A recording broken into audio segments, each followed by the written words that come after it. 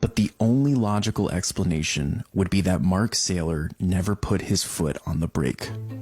Just go with me on this for a minute.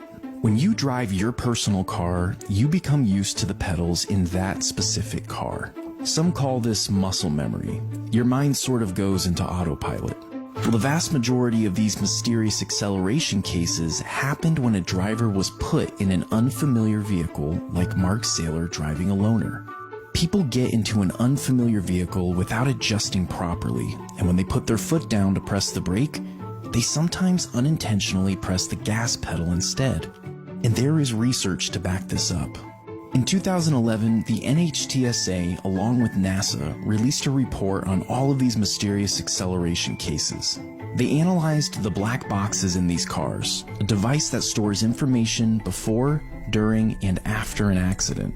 And what they found in most of these cases is that the brake pedal hadn't even been touched. These drivers were unintentionally pressing the gas pedal the entire time. This is called pedal error, and it's a lot more common than you might think. So now we know what happened to Mark Saylor, right? Case closed. Well, not exactly. A few months after the Saylor incident, new details came to light suggesting that he was in fact pressing the brakes, and that something else was going on. It turns out that Malcolm Gladwell overlooked a very important piece of this puzzle: power-assisted brakes. These brakes are designed to draw power from the engine, but they have a fatal flaw in one certain scenario. Consumer Reports took a Toyota car equipped with power-assisted brakes and performed the same test as Gladwell.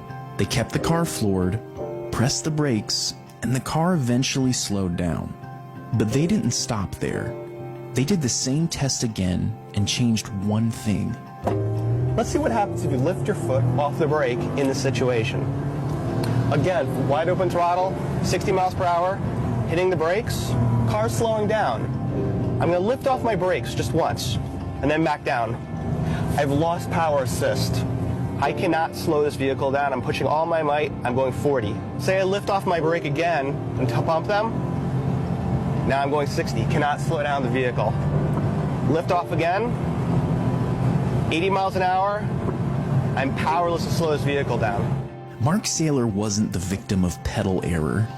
He was the victim of a loose floor mat and power-assisted brakes. In the real world, people will actually lift the foot off the brake, perhaps to pump the brakes to get more power. Perhaps they're trying to fiddle with a floor mat. But the point is when you lift your foot off the brake, even one time, you lose your power assistance, and it becomes almost impossible to stop the vehicle.